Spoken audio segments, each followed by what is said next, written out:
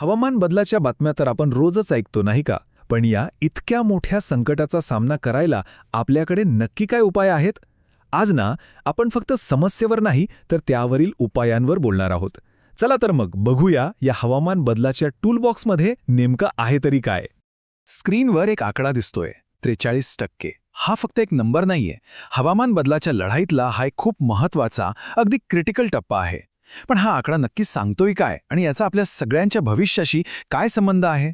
तर तो जो 43% आकडा आहे ना, तो म्हणजे आपल्याला 2030 पर्यंत जेवढं कार्बन उत्सर्जन कमी करायचं आहे, त्याचं टार्गेट. खरं तर आपण एका शर्यतीतच आहोत, वाढत्या तापमानाच्या विरोधातली शर्यत. आणि यात वेळ खूप खूप कमी आहे.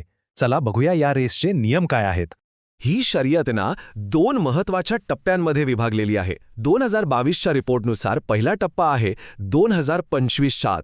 तोपर्यंत आपलं जे काही जागतिक उत्सर्जन आहे ते त्याच्या पीकवर म्हणजे सर्वोच्च पातळीवर पोचायला हवं. आणि त्यानंतर दुसरी आणि सगळ्यात मोठी उडी मारायची आहे 2030 पर्यंत, जेव्हा आपल्याला उत्सर्जनात तब्बल 43% घट करायची आहे. ही दोन्ही टार्गेट्स आपल्या भविष्याची दिशा ठरवणार आहेत. पण हे आकडे इतके महत्वाचे का आहेत? कारण ही फक्त संख्यांची गोष्ट नाहीये, हे एका जागतिक ध्येयाबद्दल आहे.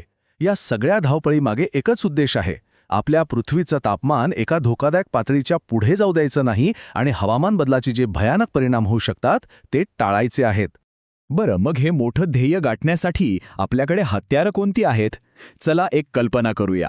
आपल्याकडे हवामान बदलाशी लढायला एक टूल बॉक्स आहे आणि या टूल बॉक्समध्ये 3 मुख्य म्हणजे मेन टूल्स आहेत, जी या लढाईत खूप महत्त्वाची ठरू शकतात. चला तर बघूया ती कोणती आहेत. पहिलं हत्यार आहे कार्बन ट्रेडिंग. ही ना एक मार्केट बेस्ड आयडिया आहे. म्हणजे कसं, सरकार प्रत्येक कंपनीसाठी प्रदूषणाची एक लिमिट ठरवून देतं. आता जी कंपनी त्या लिमिटपेक्षा कमी प्रदूषण करते ती आपले वाचवलेले पॉइंट्स किंवा अलाउन्सेस दुसऱ्या कंपनीला विकू शकते, जिला थोडं जास्त प्रदूषण करायची गरज आहे. यामुळे होतं काय की कंपन्यांना प्रदूषण कमी करायला एक आर्थिक फायदा मिळतो. आपल्या टूलबॉक्समधलं दुसरं साधन आहे कार्बन सिक्वेस्ट्रेशन. सोप्या भाषेत सांगायचं तर वातावरणातला कार्बन पकडायचा आणि त्याला साठवून ठेवायचा. याचे 2 मार्ग आहेत. एक आहे नैसर्गिक मार्ग. म्हणजे काय, तर भरपूर झाडं लावायची, जंगलं वाढवायची. झाडं आपोआप कार्बन शोषून घेतात.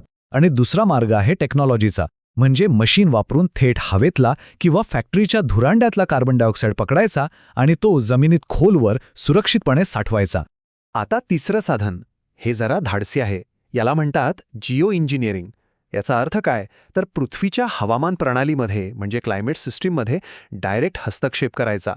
उदाहरणार्थ, सूर्याची उष्णता परत अंतराळात पाठवून पृथ्वीला थंड ठेवण्याचा प्रयत्न करणं. ही आयडिया जेवढी पॉवरफुल वाटते तेवढीच ती रिस्की आणि वादग्रस्त सुद्धा आहे. म्हणूनच शास्त्रज्ञ यावर खूप सावधपणे विचार करतायत. पण एक गोष्ट लक्षात घ्यायला हवी, ही जी 3 मेन टूल्स आहेत ना, ती एकटी यशस्वी होऊ शकत नाहीत. त्यांना व्यवस्थित काम करायला एका मजबूत सपोर्ट सिस्टमची गरज आहे. आणि हा सपोर्ट येतो काही पूरक साधनांमधून, जे या मेन रणनीतींना आणखी मजबूत करतात. आणि ही सपोर्टिंग टूल्स कोणते आहेत? तर पहिलं म्हणजे एनर्जी ट्रान्झिशन, दुसरं एफिशियन्सी सुधारणं आणि तिसरं म्हणजे वनीकरण. ही तिन्ही मिळून मुख्य रणनीतींना ताकद देतात. खरं सांगायचं तर यांच्याशिवाय नेट झिरोचं ध्येय गाठणं जवळजवळ अशक्यच आहे. यातलं सगळ्यात महत्त्वाचं आहे एनर्जी ट्रान्झिशन.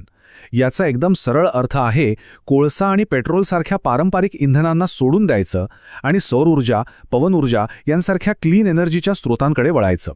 हा आपल्या संपूर्ण एनर्जी सिस्टीममधला एक खूप मोठा आणि गरजेचा बदल आहे. दुसरी गोष्ट आहे एफिशियन्सी, म्हणजे कार्यक्षमता वाढवणं. सोप्या भाषेत कमीत कमी एनर्जी वापरून जास्तीत जास्त काम करणं. जसं की एनर्जी सेव्हिंग इमारती बांधणं किंवा पेट्रोल डिझेल गाड्यांऐवजी इलेक्ट्रिक गाड्या वापरणं. याने काय होतं की एकूण ऊर्जेची मागणीच कमी होते आणि हे खूप महत्त्वाचं आहे. आणि तिसरं सपोर्टिंग टूल आहे वनीकरण, म्हणजे झाडं लावणं. हे साधं वाटेल पण खूप प्रभावी आहे, कारण मोठ्या प्रमाणावर वृक्षारोपण केल्याने नैसर्गिक कार्बन सिंकला चालना मिळते. याचा अर्थ सरळ आहे, जितकी जास्त झाडं तितका जास्त कार्बन वातावरणातून शोषला जाईल. तर आता आपण मेन टूल्स आणि त्यांना सपोर्ट करणारी टूल्स पाहिली. ही सगळी साधनं जेव्हा एकत्र येतात तेव्हा ती एका मोठ्या ध्येयासाठी काम करतात आणि ते ध्येय आहे नेट झिरो. नेट झिरो म्हणजे नेमकं काय? अनेकांना वाटतं याचा अर्थ झिरो एमिशन म्हणजे प्रदूषण पूर्णपणे थांबवणं. पण तसं नाहीये. नेट झिरो म्हणजे आपण जितके हरितगृह वायू वातावरणात सोडतोय तितकेच वायू आपण दुसऱ्या मार्गाने वातावरणातून काढून टाकतोय. म्हणजे एक बॅलन्स साधला जातो. तर मग या सगळ्याचं टेकअवे काय आहे? तर सगळ्यात महत्त्वाची गोष्ट ही आहे की हवामान बदलावर अशी कुठली एक जादूची कांडी नाहीये जी फिरवली आणि सगळं ठीक झालं. कार्बन ट्रेडिंग असो, सिक्वेस्ट्रेशन असो, रिन्युएबल एनर्जी असो किंवा वनीकरण, यापैकी कुठलीही एक गोष्ट एकटी पुरेशी नाही. यश तेव्हाच मिळेल जेव्हा आपण या सगळ्या साधनांचं एक योग्य कॉम्बिनेशन वापरू. तर मग शेवटी प्रश्न हाच उरतो की आपल्या या टूलबॉक्समधनं आपण कोणती हत्यारं निवडणार आहोत आणि त्यांचं कोणतं कॉम्बिनेशन वापरणार आहोत. कारण आपण आज जे पर्याय निवडू तेच आपलं आणि ह्या ग्रहाचं उद्याचं भविष्य ठरवणार आहेत. यावर विचार करायला हवा नाही का?